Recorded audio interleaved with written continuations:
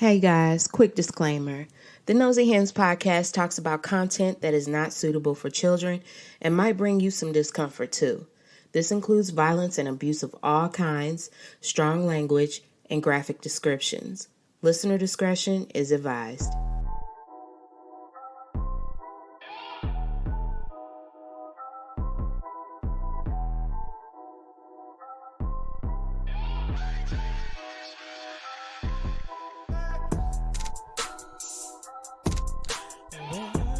Welcome into this chicken coop.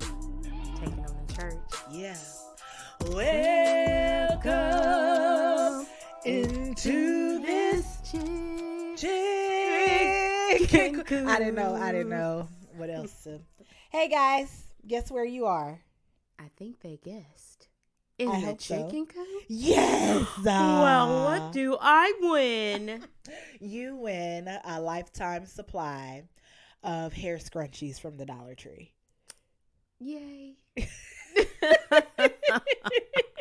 What's up, y'all? Welcome to the chicken coop. Hey guys, cluck, kalika. I'm your favorite nosy hen. You can call me Jazz. I'm that other one. You can call me A-Rain.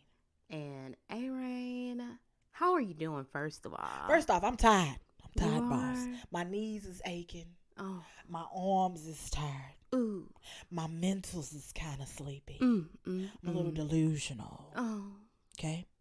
But I got my coffee.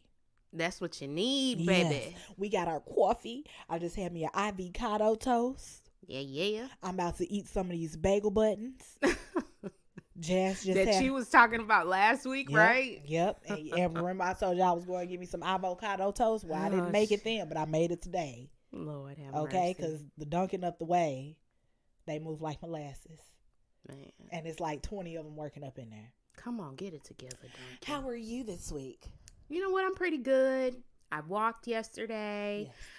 Today is the perfect day for walking. It's like 43 degrees outside. Yes. I love it. Mhm. So I'm going to walk again today. Yes. And we're about to talk about true crime. Yes. So I'm in a great mood. Yes. Y'all ready to hop on this true crime terrain? You darn tootin'. Okay, well, let's go ahead and hop right on into it. Now, who we talking about? So today, we are talking about the one, the only Wayne Perry.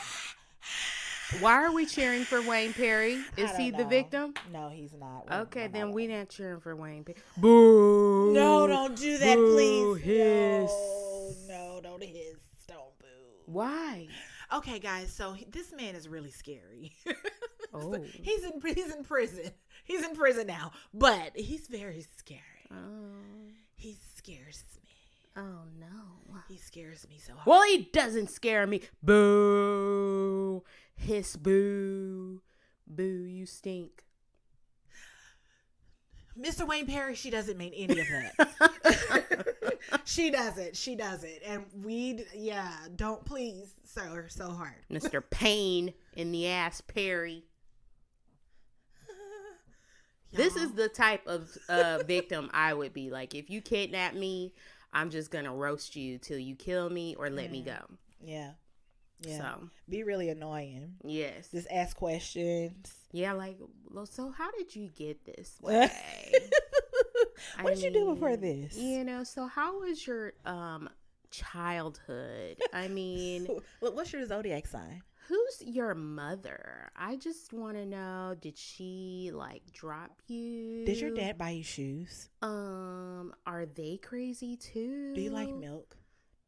See, you asking random questions. I know, right? I'm See? trying to, yeah. See, it's You- like it's gonna be random. Yeah, they're going to be like, we finna kill the both of y'all. Oh, look, no, please, so hard. I like my life.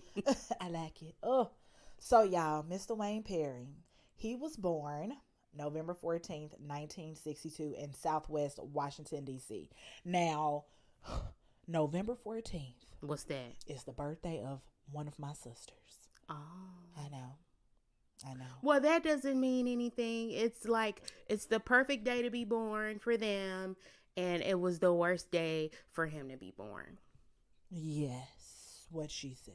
I'm gonna roast him all day. Roast them, girl, like a roasted almond. You're gonna protect me when he comes for me, right? I'm probably gonna grab your hand as we run. Okay. You know, I got bad knees, so we gonna get caught.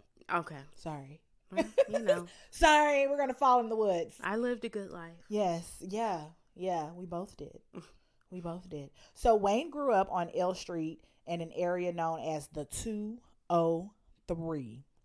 203. The 203. He was close to his dad. Doesn't say anything about his mom, but he was close to his dad, and he would go visit like family members in Georgia in the summertime. And here's the thing. What? So I just think that he had like a fire, like just burning inside of him that was just like destruction. He was born irate. Yes. Yes. Because it says while he was in Georgia visiting family, he would get into fights.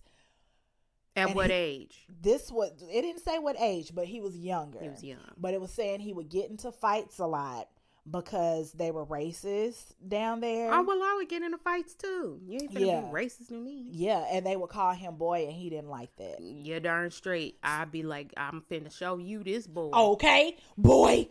Mother fudger. Girl, sis, bro. Okay. Boy. But we don't mean that to you, Mr. Perry. So, so he said about his time in Georgia in the summertime, he said, I even put foods in the dirt down there. And back then it was super racist. Crackers used to call me boy. So he hated being called boy. So he said he killed people. Hey. Let me tell you something. This nigga was ruthless. I'm under the impression that all racist people should drop dead anyway. So I'ma just. That's a good point. Yeah. Maybe he helped us out in that aspect. Thanks, Mr. Wayne Perry. So, as he got older, he looked up to his older brother, Lop. Lop. That's just a nickname, right? Okay. That's a nickname. Never said his real name. But his older brother, Lop. And Lop was a part of the street life. So, wait a minute, that was in the what? That was in the 50s? No, this was in the 60s. So he was born in okay. 62. So this had to be like probably. That was still in zoot suits in the 60s, right? Were they still? Don't get me. No, they were wearing like the fros and the leather pants, and they had fros in the 60s. Yeah, I thought the fros started in the 70s.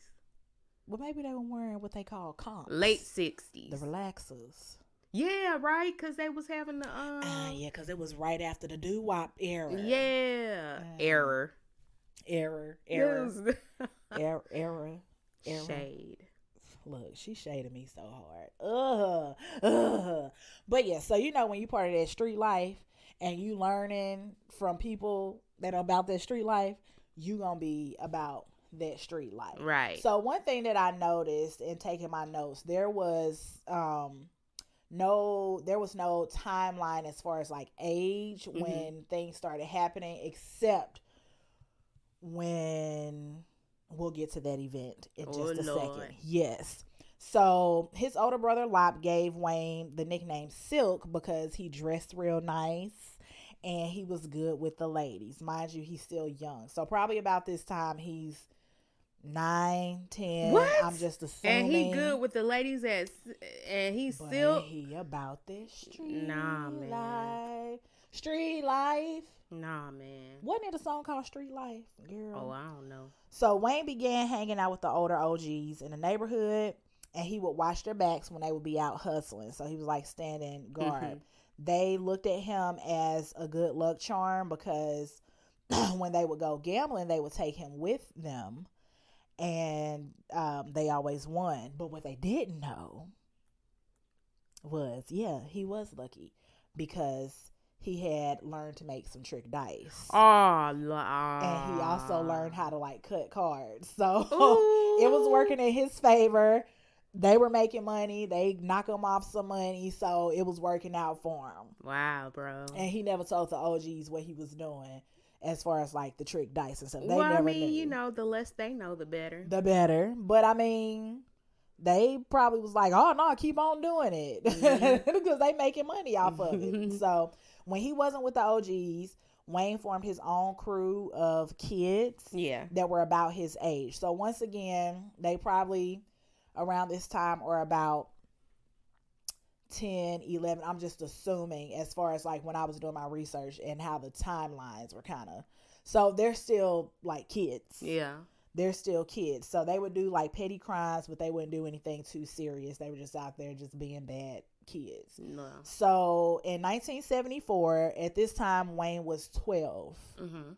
He was 12. So in 1974, and this is the event, Wayne's older cousin approached him about his business partner. Of course, the older cousin, it's about their street life.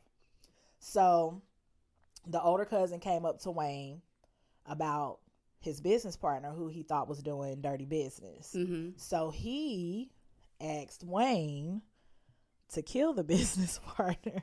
At 12? At 12. Wayne was only 12. Oh my gosh, bro. First off, what in your right mind? Well, first of all, why you can't kill him yourself? That as well. But second off, why are you going to ask a 12-year-old to go do your dirty business? And see, that's the problem. And that's the problem with gangs today, too, is that this has been proven. The OGs have said that what they will do is groom the younger kids to do they real dirty work because, well, they'll just get juvie or something. But what they don't know is, like at 10, you can start being charged as an adult. So they just really just sacrificing kids at that point. Yeah, at this point, yeah. And that is what the cousin said. He said, well, Wayne asked him, like, why you want me to do it? Because I'm just a kid. And the cousin said, yeah, you're just a kid, so he'll never see it coming. Ah, dude. Are you like, oh, it was the way that people just were thinking. It was like, he'll never see it coming. Y'all really had this planned out.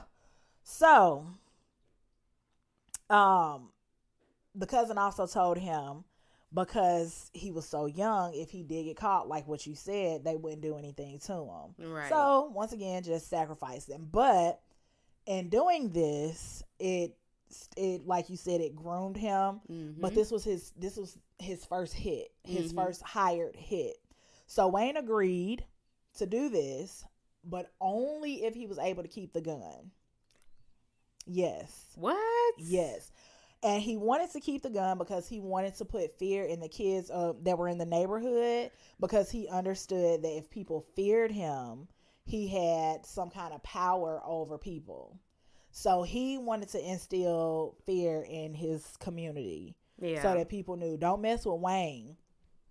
Well, that's just the premise of any bully. Oh, yeah. Yeah. Yeah. So on the day of the murder, because he went on through with it, on the day of the murder, Wayne saw his target. He made small talk with the dude for a while, and then he asked the guy for some ice cream. So they're walking to go get some ice cream, and then they had to walk down like this part. It wasn't like an alleyway, but it was like a secluded part where they had to like walk down some steps and then like go through this little, I guess it was like an alleyway. Yeah. So as they're walking down the alleyway or walking down the stairs, Wayne is walking behind the guy. He pulls the gun out. He puts it a couple inches behind the man's head, and he shoots him 3 times. Well, see, first of all, it's just sad that the man was finna get him some ice cream and all of that. Like, the man was being nice to him, and he fixing to die at his hands. Yep. And that's why the cousin said he'll never see it coming, because you're a kid. And most, I guess, OGs out there, if they're hanging around kids, they don't think that the kid gonna try to do anything because they like, oh, I'm powerful, and it's just the kid. I won't put nothing past no kids. I know. Okay, do you hear? I'll run you over. I'll back over you. Play with me. So he shot him 3 times with a .22 revolver, and then after he shot him, he took off running to go meet up with the cousin at the meetup spot. Mm-hmm. So when he got there, he's like crying his eyes out, and he's like, oh, and the cousin is like, what's going on? What's going on? Wayne goes, the bullet casings didn't come out the gun, so I didn't do it right. Huh? And so the cousin explained, well, when you're shooting with a revolver, revolvers don't leave shell casings behind. Mm-hmm. So he was crying because he thought he did his first kill wrong, not because he felt bad about killing someone. It's the mentals. The mentals. So this dude, wow. Yeah. It's ruthless. Ruthless out here in these DC streets. Or so what? He was born with it. Yep. And yeah. It wasn't Maybelline. So, just like that, he went from petty crimes to becoming a cold-blooded murderer because, he got that first kill. So by 16, he was involved in drug trafficking and violence, of course, beating up people and bank robberies. Wow. Yeah. He went to Wilson High School, and by this time he stood 6'3". Ooh. Yes. Wow. He was tall. He excelled in sports, such as basketball, football, and baseball. And he said that he was even posted in the Washington Post a few times because of his baseball achievements. So he had talent, bro. He had talent, but he had, I think, a lot of anger just built up in him. Anger or just like displaced emotions or something. Like, yeah, I mean, like, when you don't know how to express what you're feeling, it can often come out as anger. Right. And even though he was close to his dad, it still doesn't seem like he got like any kind of guidance from anyone except the people on the street. Right. Yeah. So, even though he was really good at sports, he was eventually kicked off the team, the baseball team, because he beat the coach with the baseball bat. Of course he did. He beat the coach with a baseball bat. Wow. So he was kicked off the team for doing that. And then afterwards, he was expelled from all of the public schools for shooting a hall monitor during a school riot. What? He shot a hall monitor like with a gun? With a gun. Oh my gosh. With a gun. First off, how did you, you remember that movie Lean on Me, and then the people was coming in and they had guns and crack and all the other things. So maybe this was that type of school where they just were like, we don't really care what you bring in here. Just don't shoot. Well, they ain't have metal detectors and all of that lab. Surely did not. So yeah, he was expelled from all public schools in DC. I'm actually surprised he went to school. Me too. At all. Me too. After he freaking killing people at 12. Yeah. Yeah. I think maybe school was stimulating to him. So, and then of course he liked sports. Yeah. So he had to go to school to be part of the sports. But yeah, girl, what kind of child? So he said he didn't shoot the hall monitor, but everybody was like, no, we saw him shoot the hall monitor right there in the knees principle. We saw right it. There. We saw it. We saw it.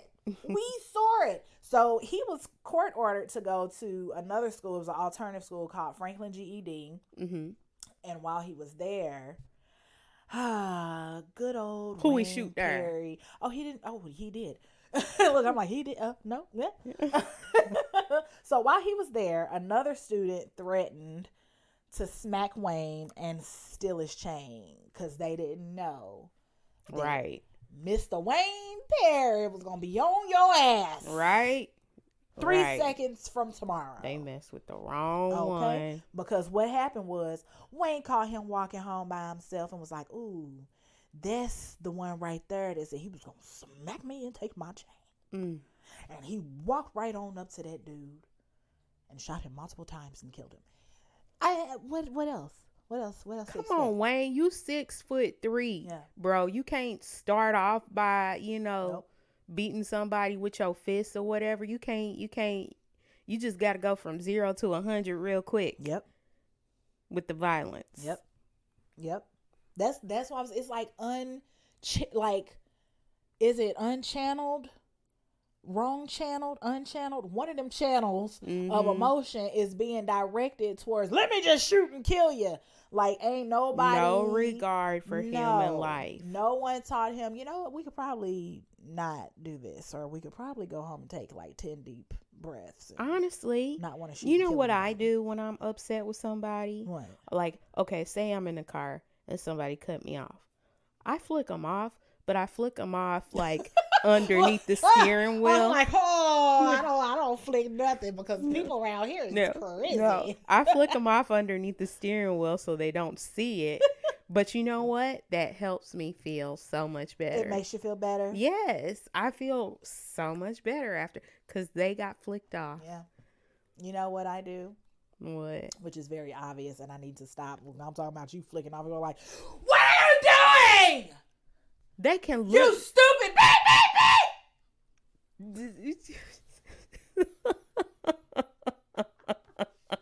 Well, first of all, yes, they can see you. At least I got a straight face flicking them off. You sitting up there, they look in the rearview mirror, they seeing you going off. They see a crazy, deranged, upset face. What is wrong with her? Don't mess with me. That's what's wrong with me. Don't mess with, no, please don't. Don't mess with me. I don't like people. So, in 1978, this is when Wayne had started getting into the bank robberies with the OGs. So we had mentioned before, like at 16, he was already into it, but 1978, he should be about 14 years old at this time. Mm-hmm. He had got into the bank robbery game, I guess, with the OGs that he hung with. So they would give him a gun for the robbery, but they would take them bullets out. Because they knew he was finna do something. They knew that he'd be like, oh, I sneezed and shot somebody. Right. Like he just. So they didn't tell him that they took the bullets out. They just let him think. They just let him think. Because they knew what he was finna do. Yeah.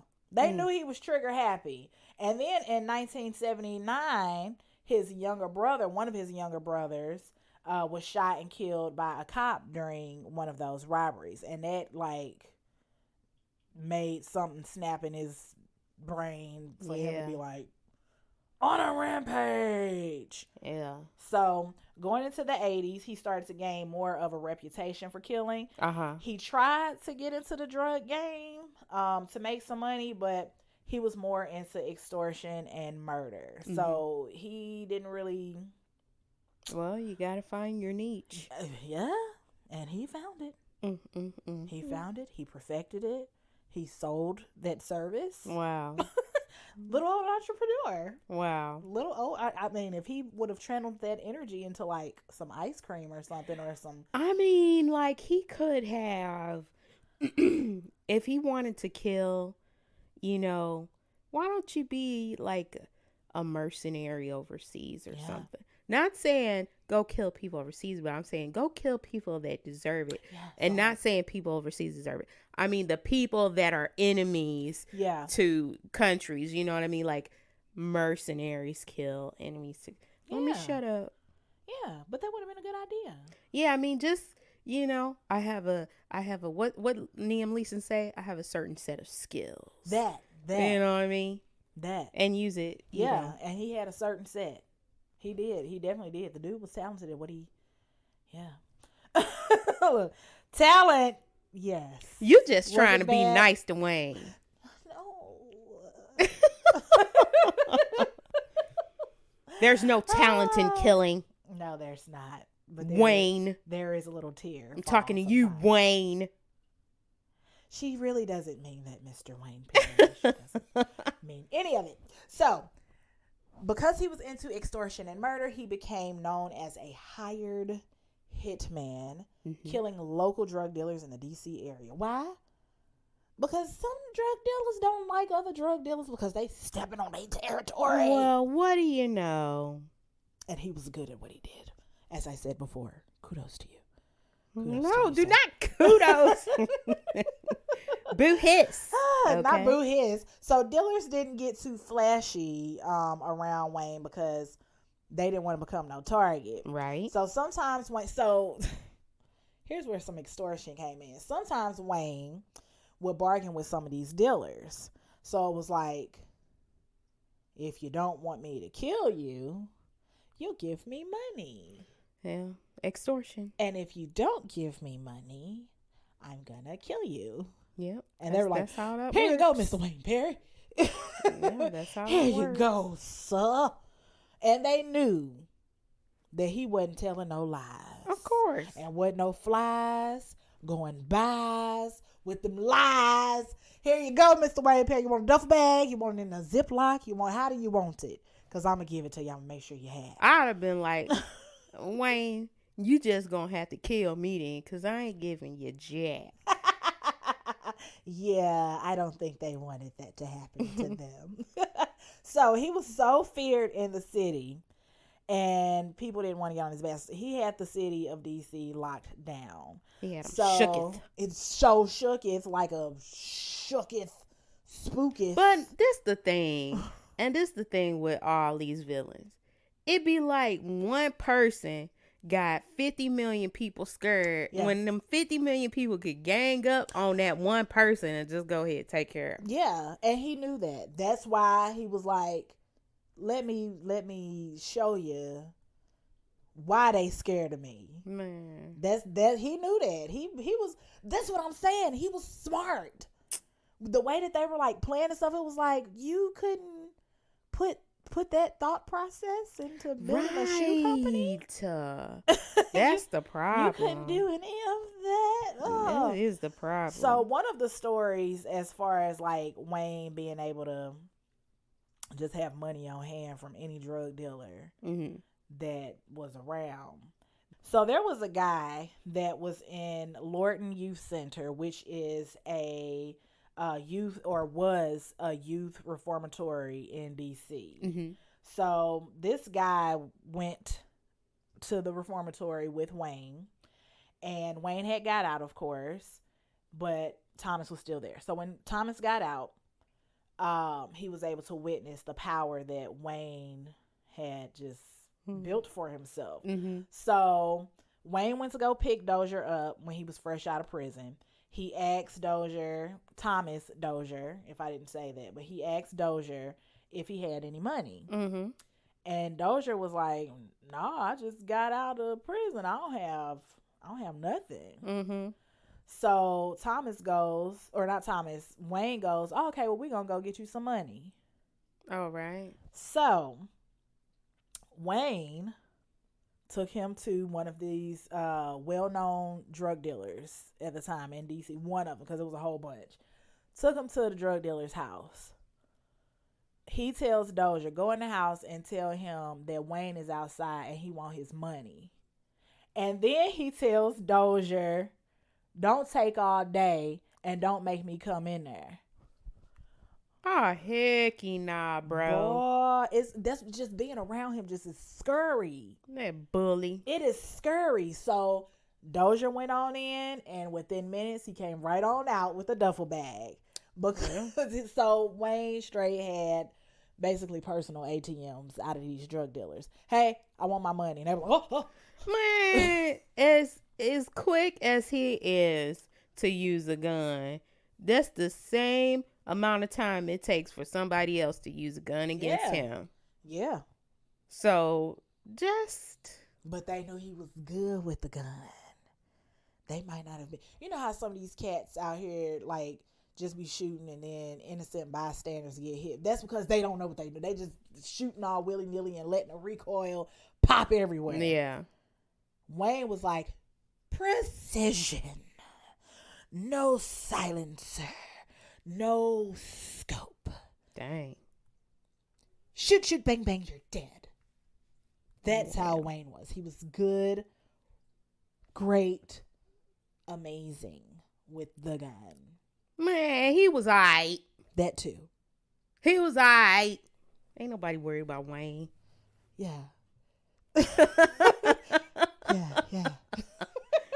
Ah. So, Even though he was feared by many, people would still try to test him, like you just said. Mm-hmm. But here's what happened.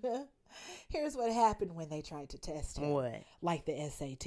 Okay. One of his rivals saw Wayne with his guard down. Yeah. And he tried to go up on Wayne and kill him. And Wayne was like, bang, bang, bang.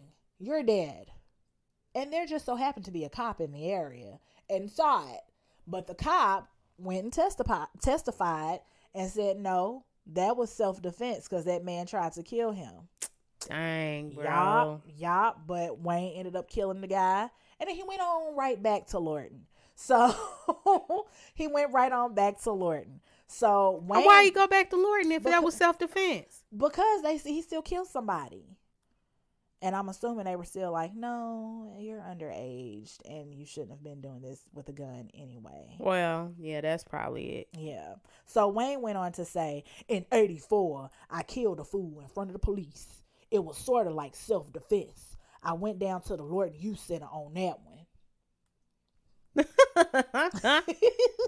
That was my Wayne Perry voice. I hope I did it justice, sir. I'm sorry.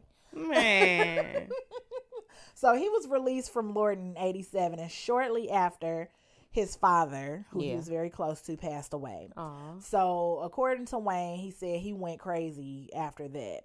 So from 1987 until the early 1990s, DC was seeing that body count go up and up and up and up and up. I said and up and up and up and up and up, because Wayne was the boss.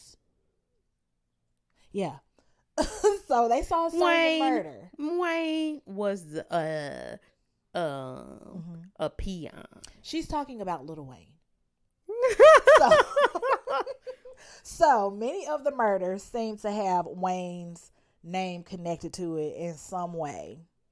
And because he was like making that body count go up and up, they started calling him the Michael Jordan of murder. No. Yes. And they started calling him that because Michael Jordan at the time was gaining popularity as a basketball player. Mm-hmm. So he was gaining notoriety in his success in basketball, and Wayne was just killing niggas. How would you like to be called the Michael Jordan of murder, bro? How would you like to be Michael Jordan, being like, oh, somebody out there that's the Michael Jordan of murder? Right. I'm changing my name. It's Stefan. Okay. Because that's crazy. Yeah. So police saw him just as the one that they needed to get up off the street. Mm-hmm. It would take them a while to do that. Yeah. Yes. So when one of Wayne's younger brothers was asked about just, his thoughts on Wayne, he said, Wayne is as silent as the wind and as deadly as fire. I believe it. I believe that. Man, yep. Wayne is as loud as a nuclear bomb and is as soft as a feather. She really is talking about Little Wayne. That's, yeah. Talking about Wayne Perry, bro. Wayne, whatever his last name is. Little one. The little one. The little one. So Wayne went back to prison, and the city felt some kind of, relief with him being off the street. Mm-hmm. Until, and this is where it get like, dang, is this a movie? Oh Lord. Or something? Like when you look at drug movies and shit. Yeah, tell me. That's what this what happened? It's giving us. Come on. So he goes on back to prison, right? And his bail was about 10 grand. Uh-huh. There was a guy named Albert Martinez, a.k.a. Alpo, like the dog food, Alpo, mm-hmm. That was like, yeah, I'll put up that bail. Why? So here's the thing. So there, it said that there were two different stories of how Wayne and Alpo got connected. Mm-hmm. So Wayne said that he was introduced to Alpo from a mutual friend named Shorty Pop. Shorty Pop. Yes, Shorty Pop. So Wayne said he wanted to kill Alpo because he heard from a girl that he used to mess with that Alpo wanted to put a hit out on him. And Shorty Pop was like, trying to talk Wayne out of it because he knew that Wayne was going to use a gun. Now, don't make me use a belt. So Shorty Pop knew that Wayne would pop, but he talked him out of it, and then Alpo had to explain, like, no, that ain't true. I don't even know what you're talking about. So allegedly, Shorty Pop went back to that girl that was like, he trying to put a hit on you, and Shorty Pop killed the girl, allegedly, supposedly. Yes, allegedly, supposedly. For what? For telling Wayne that Alpo wanted to put a hit out on him. So he trying to butter up Wayne by bailing him out. Kind of, sort of, in a way, because there was an agenda. There was an agenda. So Alpo's story on how he met Wayne was, he said Wayne was still locked up and no one wanted to put up his bail because and rightfully they feared so. him. They didn't want him out on the street. And he said the bail was only $10,000, and so he paid it to get him out. Why? So he did that because Alpo was an up-and-coming drug dealer, but he was not from D.C., and because he wasn't from D.C. and he was trying to make moves in D.C. as an outsider, the D.C. dudes was like, no, we don't know you and we don't want you here. They said it just like that.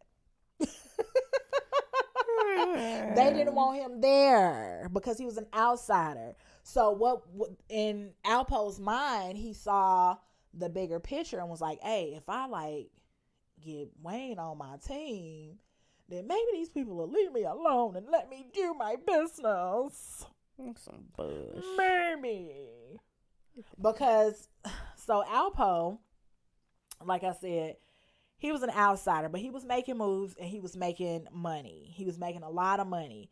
But because he was making a lot of money and the others didn't like that, they would extort him and they would rob him and they would just... So they was bullying him. Yeah, they were bullying him out of like don't come around my hood trying to take my territory. So you can be like that to him, but you can't be like that to Wayne, though. Yeah. Man, get your... Yeah, people didn't want to deal with Alpo, and Alpo was even like, hey, we could work together to try to build this. Other dealers were like, I don't know you. You're not from D.C. I don't trust you. You could be the feds. Well, the feds had already put what was circulating out in there. Yeah. So, yeah, he could have been. Yeah. And eventually someone tried to kill Alpo. They set him up, and Alpo said, I got shot because they tried to kidnap me in D.C. Mm-hmm. So other hustlers tried to get rid of him because he was just making a lot of money. Like I said, they just didn't want him there. They didn't want the competition, and he was from somewhere else, not in D.C. It didn't say where he was from, because, the story isn't about him. I mean, It's about him, but it's not about him. But it didn't say where he was originally from. Yeah. So he knew that if he wanted to take over the drug game in D.C. and be this big-time drug dealer, he, like I said, needed to build an army of murderers. He needed to build that. And he knew that Wayne Perry would be the start of building that army of killers. Boo hiss. Yes. Hiss boo. Yes. Together, they both understood that they had to do a lot of killing. They had to do a lot of stealing. They had to do a lot of destroying. Yes. Like the devil. Yes. So, the team that they assembled, they had a guy named Big Head Gary. Yes. I said Big Head Gary, but then the picture of Big Head Gary don't look like he got a big head. Maybe he did, and the picture they were speaking things over as if they were not. Yeah. Because I'm like Big Head Gary. He got a peanut head, so we gonna call him Big Head Gary. All so right. he can grow. All right, girl. So they had Big Head Gary. He was a hustler, and he was known to be a killer. Then they had a guy named Michael Anthony Jackson. Okay. Yes, he was in a crew with another big time dealer in DC named Michael Frey Salters. So Michael Frey Salters, just a little side note, Michael Frey Salters was set up by Alpo and Wayne and was killed by Michael Anthony Jackson. Yeah. Right after that happened, Michael Jackson, not that one, but this one, went on to be in a crew with Alpo and Wayne. Then they had Sheldon Watkins, a.k.a. Shorty Pop. Shotty Pop. Shotty Pop. They had him. He was once a part of a group called the Junkyard Band, and they were signed to Def Jam Records in the 80s. Oh, cool. Yeah. But then, after that, he was like, I want a gun and not instruments and singing. Blank. Yes. So that pretty much rounded out like the early team of murderers. Yeah. And it was led by Wayne. So Wayne would train the guys. So that's why I said Wayne was really good at that gun. He would train the guys on the ins and outs of murder. He taught them how to properly clean and use their weapons. He taught them how to aim and how to set up their target to make the hit as easy as possible. He could have opened a target practice business or whatever, like a gun range. He could have taught people and made money like that. Yeah. He was a natural leader that he could have done. He was a leader because all these people were like, yeah, we respect him. But you want to take people's lives. Well, I don't respect it. That's deep. That's real deep. I don't respect it. Yeah. Yeah. Don't. Yeah. Yeah. We don't respect it. She's really not. I don't have anything. If I go down, you going down with me. I guess. So we gonna go down like the Titanic. Huh? Look, come on, let's go ahead. Where is that violin band? We don't respect you, Wayne. I said Rain. Yeah, Rain. No. Wayne. So while he was like training them, he also had these young dudes like proving themselves to him. As most you gotta prove yourself to me. It's the I'm grooming. I'm gonna need you to go do something real bad. It's just the grooming, and it's just like trying to get them in trouble. Yeah, because then it's like how R. Kelly was trying to make them people write those letters, saying that they was doing illegal stuff when it wasn't true. But yeah, girl, criminal minds is on the real. It's crazy. So there was a woman named Evelyn Carter who witnessed a murder that Wayne committed. Ooh. And you know what Wayne felt like? He wanted her dead. He didn't want her alive. Well. So for them young cats to prove themselves, he wanted one of them to go and kill her. So they saw her coming out of a concert. As they saw her coming out, they walked up to her, shot her 2 times in the chest. Then they ran off. They ran off thinking she was dead. But she wasn't. She did not die. In fact, she survived. So they went back to Wayne and reported. Yeah, she did. Yeah, we got her, dog. We got her. Yeah. And Wayne was like, did you see her die? Oh, well, we shot her in the chest, so she had to die, though. Yeah. We got her. Yep. We got her. Yep, exactly what they said. And then he said, she ain't dead until you put a bullet in her head. What? How you know that? Man, we shot her in the heart. The heart is what keep the body going, though. Yeah. You know what I mean? Yeah. The heart is what keep the body going, not the head. The head just help you think, but the head tell the heart what to do. But we got her, dog. Don't worry about it. We got her. Yeah.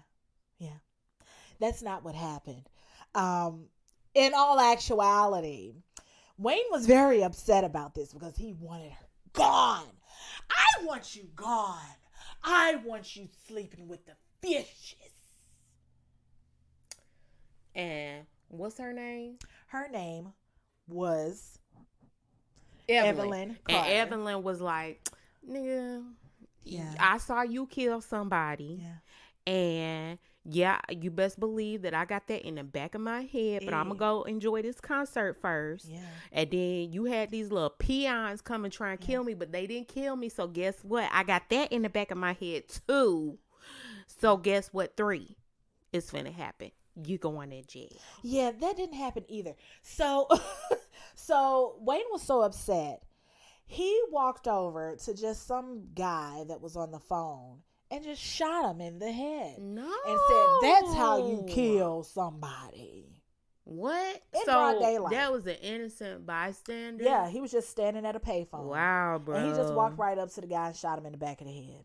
He killed this guy in broad daylight in front of a whole bunch of witnesses. But of course, people were scared and they weren't going to say nothing. Man, that's some They bull weren't going to say crap. nothing. Okay, so then if you shooting people in the hall in like front of a whole bunch of witnesses and you know they ain't gonna say nothing, why you worried about Evelyn? Yeah.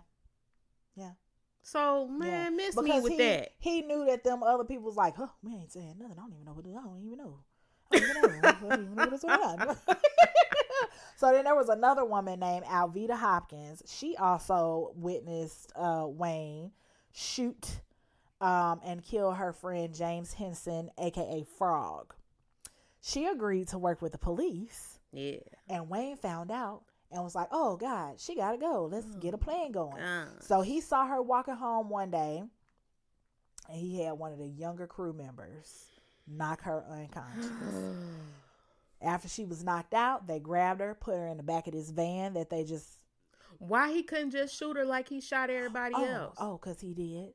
Um, so yeah, he did. He didn't shoot her like he shot everybody else, but he shot her like he shot and killed most people. Yeah. So What was the he purpose grabbed her. of knocking her out though? That's my To kidnap her. To kidnap her because they knocked her unconscious. They put her in a van, drove off, and then when she woke up, she saw Wayne Perry sitting next to me. Oh my God, I'm about to go on to see Jesus. And that's what happened. He killed her. And then Alpo said while Wayne was killing her, he put on Eazy-E's "A Bitch is a Bitch." And he stabbed her multiple times in the face and chest. Then he took a .357 and shot her 4 times in the van. The whole time this music is playing like it's a theme song. After they killed her, they dumped her body on Interstate 295. Wayne, you ain't shite, bro. You ain't shite, bro. Mm-hmm. You ain't. Yep. And the murders keep rolling in because another young lady named Yolanda Burley met Wayne at a party and was doing one of them. "Oh, so what's going on with you? Who are you? What's your name again? Where are you from?" Was like asking questions. Because she was probably trying to flirt with him. Yeah. And he didn't like that. He was like, she is the cops. She is the cops. So he had her kidnapped and murdered. He's stupid. Yeah. Wayne, you are stupid, dude. Yeah. And you know what? You just deserve everything you get. Yeah. Yeah. I mean, maybe. So he could... No, you do. He damn do. You do. You know, you just... I get you do. She looked at me. And she winked at me. Now I'm about to kill her. If you live in that hard life, yeah, you always paranoid that you about to get caught. Because you know what you're doing is wrong. But you just don't care. You just want to do it until you do get caught. Because you know it's going to end at one point. Somebody going to end up killing you or you going to end up in jail. One or the other. So as this, like, he kept on murdering and stacking up bodies, he continued to protect Alpo's drug empire because Alpo was a drug guy. He was the muscle man. So he didn't mess with the drugs, of course, but he was just, like I said, the muscle man. Mm-hmm. Not everybody wanted to, like, abide by the street law that Alpo and Wayne enforced. Good. Yes. Now there were some other crews and some other drug dealers that were like, we gotta take them out, right? Yeah, F that nigga. So there was some rivals that did still try to like extort and rob Alpo. So there was this one gangster that kept coming at Alpo, and Alpo wanted him dead because he just kept coming at him. The guy was like, he was a killer like Wayne. He was a hitman or drug dealer, but he would kill just like Wayne would with no remorse. So, but he was well known. And Wayne also respected this dude too. Oh, really? He respected this dude because the dude was a killer like him. So when Alpo came to Wayne and was like, hey, can you take this dude out for me? Wayne was like, yeah, but you got to pay me extra. So as soon as he got his money, Wayne got in his car. He started driving around looking for the guy. He found the guy.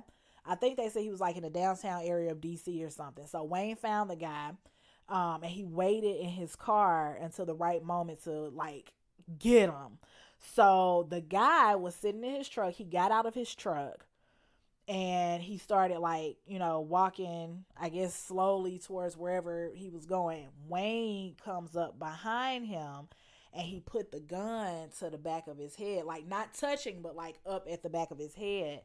And the guy turned around, and right when he turned around, he saw Wayne, and Wayne shot him in the face, of course. Wayne shot him in broad daylight, dead. Afterwards, he walked back to his car like he just did nothing. And the younger crew members were in the car. And he said, okay, let's go get something to eat. Yes. How? I don't want anything with ketchup or red sauce. Right? After doing some shit like that, I don't want to eat anything. I just want to go home and cry and take a cold shower and cry some more. He like, let's go get something to eat. He had no remorse. He had no remorse. Wayne once said himself out of his mouth, I don't do that across the street shit. I walk up on you and put 7 in your head like it's nothing, as what he did with that drug dealer, just shooting him in broad daylight and walking off and going to get something to eat. Who are you, dude? Crazy. Good night. Crazy. Real. So Alpo and Wayne, like, of course, over the time that they spent together, all the time they spent together, they gained each other's trust, and they like became like brothers.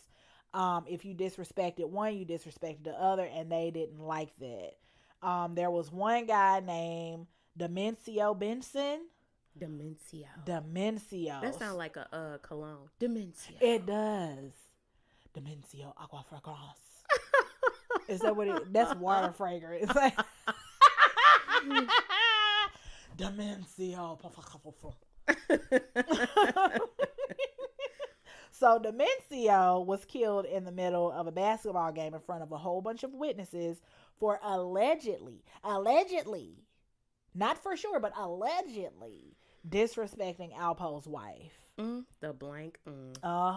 Another one was this guy named Andre Tank Johnson. Dang, I'm pretty sure you done named like 20, 50 people that they done killed. And that's just some. That's just like a handful. Crazy, bro. That's a handful of M&M's worth of people. Good. Jeez. So Andre Tank Johnson was another drug dealer. And he was killed by Alpo because Andre was sleeping with Big Head Gary's baby's mama. Right? And Gary ain't like that. So Big Head Gary and Andre going back and forth, but then was like, okay, we talked it out. It's cool or whatever. Yeah. But Big Head Gary didn't let go of that anger. And he still wanted Andre dead. Weak. So him and Alpo planned to set him up. What they did was they set up a fake drug deal so that he can come and they can kill him. Andre's close friend, his street name, Ears, as in listening ears, Ears the Christ. What? Yes, yeah. Ears the Christ offered to go with Andre because he was like, man, I don't trust them. I really don't. I want to go with you so I can at least have your back. And Andre was like, nah, I'm cool. You don't need to. Well, when Andre got there, Big Head Gary put out the gun, shot, and killed Andre, and then they dumped his body behind a gas station. And Ears the Christ still regrets. He did an interview, I think, with Vlad. He said he regrets not going because he just felt like he didn't have his friends. He knew what back. was he had that. Yep. So even if you were in a crew with Alpo and Wayne, they had no problem getting rid of you. So that's what happens when eventually it's gonna turn on you. You out here having fun and partying, and they gonna think you doing something that's annoying, or they gonna start getting real paranoid, Mm-hmm. thinking that you out to get them, and they gonna kill you. They gonna take your life. Cause what did they do to Mr. And then Thomas also Dozier? because they just so used to killing people that they are like they don't need that much of an excuse. Yep. And remember, so all the drug movies that came out back in the day, in the early 2000s and the late 90s and stuff, we saw this type of behavior. A lot of it was based off of Alpo and Wayne. A lot of it was. We saw a lot of drug dealers in these movies even kill and turn on the ones that was part of their crew, because the person aggravated them in the time where they were upset about something. So they don't care nothing about these people. They really don't. Thomas Dozier, remember the guy that Wayne took to go get the money from the drug dealer? He found himself in that same situation. Okay? So Wayne felt like he couldn't trust Thomas anymore, and that he was probably working with the feds. You been paranoid much? Paranoid much? Huh? You got some of that paranoid juice going on in there? Yeah. So Wayne wanted to get rid of Thomas. He wanted to get rid of him because he's like, I'm so, yeah. So Wayne and Alpo came up with a plan, and they started going around to certain people in the hood saying that Thomas was the one that was responsible for the death of Michael Salters, the drug dealer that was earlier in the story. Saying that Thomas was responsible for Michael Salters' death. So those people were like, oh yeah. So they went to Michael Salters' nephew, Daryl Poochie Salters. Yes, Poochie. Daryl was close to Michael Salters. Michael brought him up, taught him the drug game. Like, he was really close. So Daryl wanted to get revenge for his uncle's death. A few days later, after hearing, oh, this the one that's responsible, he went to Thomas's apartment and he shot him about 50 times with an assault rifle. With an assault rifle. Bro. How much body was left after that? Really? Don't even want to know. Don't even want to know. So Daryl was another victim to the streets. Daryl soon after was gunned down. Of course. So it's just like trickling. Yeah, it don't stop. It really don't. Next up, Big Head Gary was next to be rid of when Alpo found out that Gary was trying to make his own connections and start his own drug thing. So Big Head Gary was like Alpo's right hand man when it came to the drug part. Because like I said, my thing is, how much money do you need, bro? Like, how much money do you need? You killing off most of your dang on army. It's crazy. And those are the ones that protected you. And you're like, I think I just don't need them no more. I want to call it the Henry VIII complex. Yeah. Because you think you're a king, then you got all these delusions of grandeur and narcissistic personality traits going on, and then you're paranoid and you just think everybody is against you, and it's like, and you don't want nobody else to have power, right? Or like y'all can't the TV show Power, like we see that, but it's like y'all don't want nobody else to have that, and eventually you don't want to go off and do something else that's right. Like you ain't gonna grow out of it. Like, how long do you plan to have this kind of a lifestyle? Because it's not sustainable. You're either going to get killed in this game or you're going to jail. Period. In the words of and Mr. if you Salty don't, okay, and Santana. how about this? If they don't, and you're 60 years old and you still, I mean, but that's how it is in the mobs.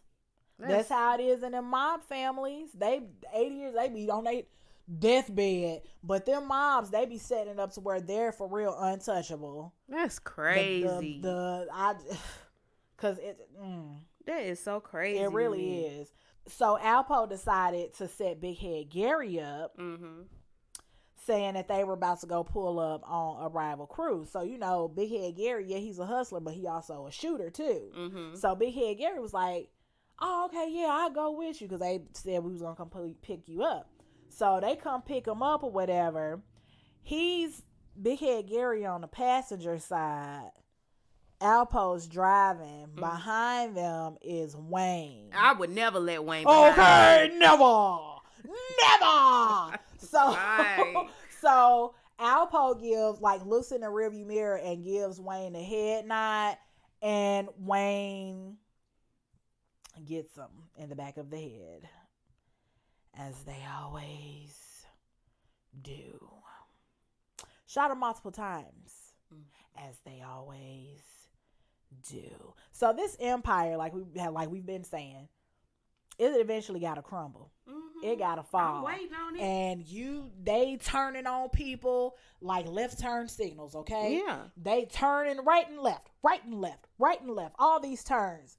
Now who's left to turn on? Right. Besides the two people that are the main That's what sources. I'm saying. They got to turn on each other. Yes. So, in November of 1990, Alpo, because the feds were already looking at him, because he this big time drug dealer, you either going to jail or you get ready to get murdered, okay? So in November of 1990, Alpo was arrested on federal RICO charges. Okay? So with Wayne wanting to protect his partner in crime, Wayne is talking to his people in jail hey, protect Alpo at all costs. And people were like, you need to go ahead and scurry on away from him. Leave that nigga alone. Because I feel like he gonna turn on you real quick.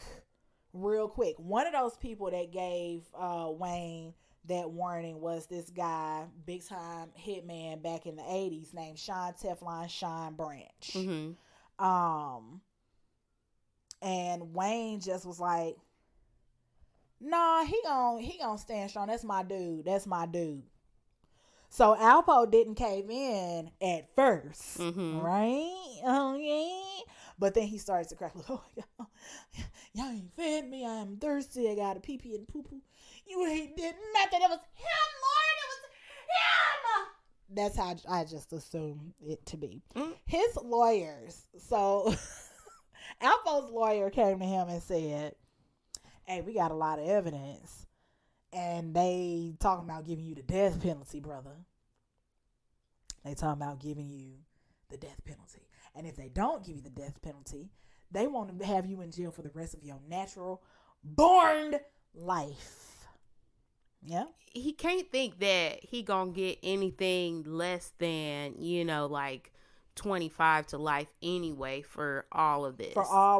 So, because he ain't innocent either. He was killing people. Wayne was a strong man, but he was killing people, and he was also the big time drug so person. You might as well just go ahead and just let it go. Okay? Let it do what it do. You did the crime. Do the now time. Do the time. Who they really wanted was Wayne Perry. Because Wayne Perry, he had been terrorizing DC for decades. People just want to go home and go to sleep. Right. I don't want to go home and go to sleep and be scared that I'm about to get hit. For real. Because I saw something. For real. Because let me tell you something. I walk up on somebody and I'm like, oh, look, I'm blind. I don't even know where I'm at. Where is I? Because I'm not here. I don't even know what you're talking about. I didn't hear any. I'm also deaf. Yeah, I'm going to be like, I'm tweeting like a canary. Now. Yeah, no, I'm blind. I saw it and I'm going to say it. I'm going to say something because I saw something. So guess what? You fixing to go to jail. And then they going to shoot me mid. Look, pow, pow, pow. Right. Pow, pow, pow, pow, pow, pow. So they were telling Alpo that they wanted him in jail, but if he gave up his friend, then he may get a chance at some kind of freedom somewhere down the line. And he should know that is some bull crap. Yeah, Yeah. You know what? You know what Alpo did? He said, Mm-hmm. okay. Yep. Yep. Your Honor. Yep. He went on and made that deal Well, you know with what? those feds. That's what Wayne Perry get. Dang. I mean, That's what he get. what? That's exactly what he gets. I guess. Well, they went on and planned this setup for Wayne. So they released Alpo. Alpo called one of Wayne's crew members named Jerome Kearney Mm-hmm. and told him that they needed this Mazda van moved to another location to hide it. So this Mazda van that's the van they kill everybody in. Mm-hmm. So they wanted the van moved to Mm-hmm. another location so that the FBI can get it because they were investigating another murder and they wanted to see if this van had anything Mm-hmm. to do with the murder. So they got the van. They start doing the DNA. Yeah. There was so much stuff and DNA and things Mm-hmm. in that van Yes. that they referred to the van as the murder van because they were just like, what is this? That's all they did What was murder is people in the this? van. Yes. So they were able to build up I a bet lot that of van evidence. stank. Oh. I doubt they sprayed that thing down. It probably smelled like booty and dead. Ugh. Booty on top of dead? No, sir. Mm-mm. No, sir. And if y'all didn't know or don't know, go wash your ass. Get up and go wash your ass. Why? Why? Just wanted to remind you in the middle of this story. Why? Go wash that booty and make sure that you spread those cheeks. Ooh. And get in there. Okay. Okay? Bend over. Oh my gosh. Anywho, Wayne was arrested for petty charges. Yep.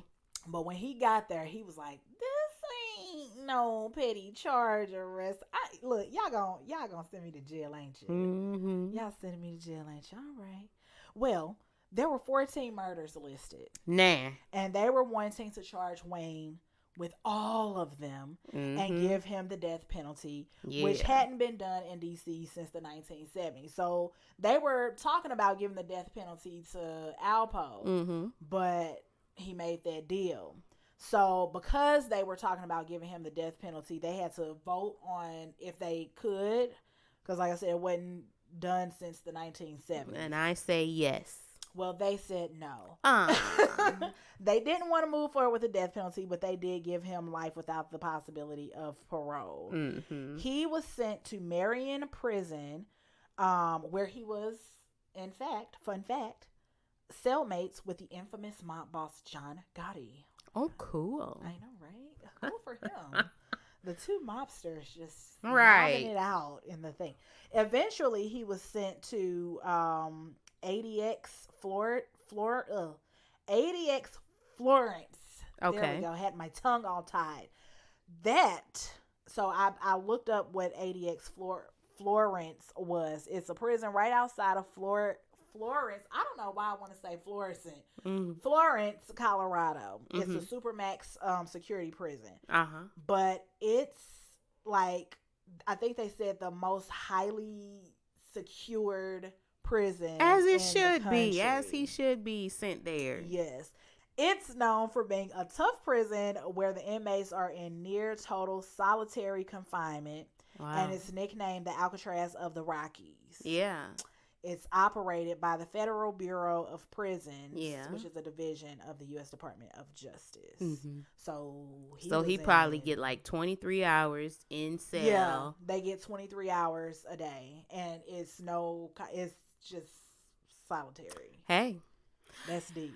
You do the crime. Yeah. You do the time. Yeah. And that's it. That's all. Whoa. So Wayne spent 26 years there, and during his time, he became cordial with an FBI agent named Dan Riley. So Dan Riley was the one that was the head over taking down Alpo and Wayne. He was the main one, the main officer.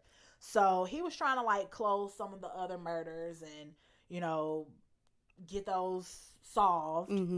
And with Wayne, and here's the difference between Wayne and the Alpo guy. Wayne was still loyal to his crew members that was out on the street. And so because he was already locked up and in jail for life, he's like, shoot, I'll take the fall for the rest of these murders, whether he did it or not, because he didn't want his crew members to face the charges. Mm-hmm. So he told them that he did it. Mm-hmm. One of the officers was going through the file and then asked Wayne, like, hey, we have you down for 50 murders. Is that correct? And Wayne responded with, it's well over 100. This nigga was just knocking people out like nerds. Crazy, bro. Girl, Alpo was locked up for the next 25 years, and he was mentioned in the movie Paid in Full. So, that movie, that used to be my honey bun's favorite movie back in the day. Mm-hmm. I don't know why. He's a nerd of all nerds, okay? Mm-hmm. He's not a gangster. We only live that life in movie form, okay? But Paid in Full was starring Wood Harris, Mekhi Phifer, and the rapper Cameron. Uh-huh. All the popular black actors, the black male actors that played that type of character back in that time. Yeah. But Alpo still, wanted some kind of fame or notoriety, even though he was locked up. He did interviews from prison, and then he would call like his favorite music video show and make song requests. from prison. And because they knew him and they respected him, they was like, oh, okay, we'll get that played for you. And they'll play it for him. Oh my gosh. In 2015, Alpo was released from prison and he was placed in witness protection. He was set up with an apartment and a construction job, and his new name was Abraham. Even though he was in witness protection, he was like, no, because when I was in prison, I was still making them phone calls to the video station, homie. You about to see me on the socials. You about to see me on the socials. He started doing more interviews. Oh my gosh. He would be on social media showing off, because here's the thing. When I was looking at videos of him, this nigga was riding around in Rolls Royces, wearing the Gucci, the MCM, the Louis Vuitton, had the nice cars, had the nice clothes. Just, I said, where did he get that? Oh, he got that money from his drug money that he stacked away. He, I guess, was kind of smart about that, because he was like, yeah, I'm being witness protection, but this construction job ain't gonna do. I'll go to this construction job just to save face, but I got millions stacked up. He was out straight stunting.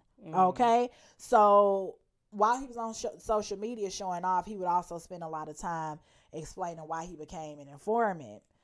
Because people was like, you a rat. He's like, no, because if you in that situation too, you gonna tell too. Okay. They were trying to give me the death penalty. They were trying to do it, and I'm trying to live my life. Okay, Tekashi 6ix9ine. Okay. No, I'm just okay. Like, okay, sir. It wasn't long before them streets caught up to him. It was not long, because coming up on a year, October 31st of last year, 2021, Alpo Martinez was shot 6 times in his truck after leaving a Halloween party. Shot and killed.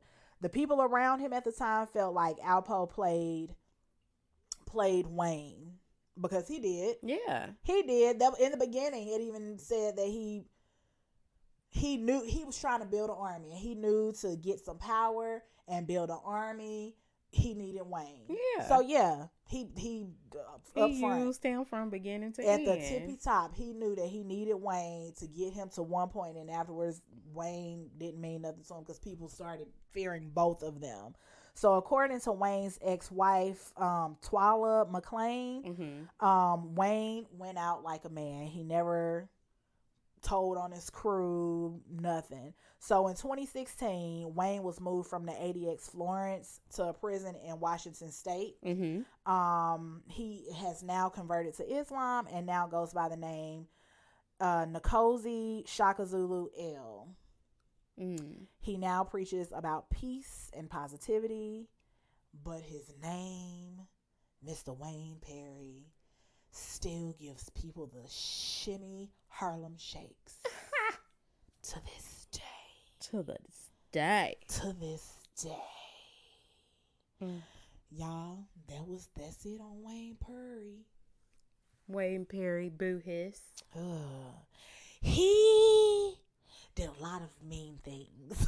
Yeah. He was a meanie. And now everybody's allowed to change, but now he a peaceful. I feel like that happens though. I feel like when people go to jail or go to prison for that length of time, first off, we got to think he was only maybe 20 something, like early 20 somethings. Yeah. He wasn't that old. So he was living a lot of undeveloped childhood stuff.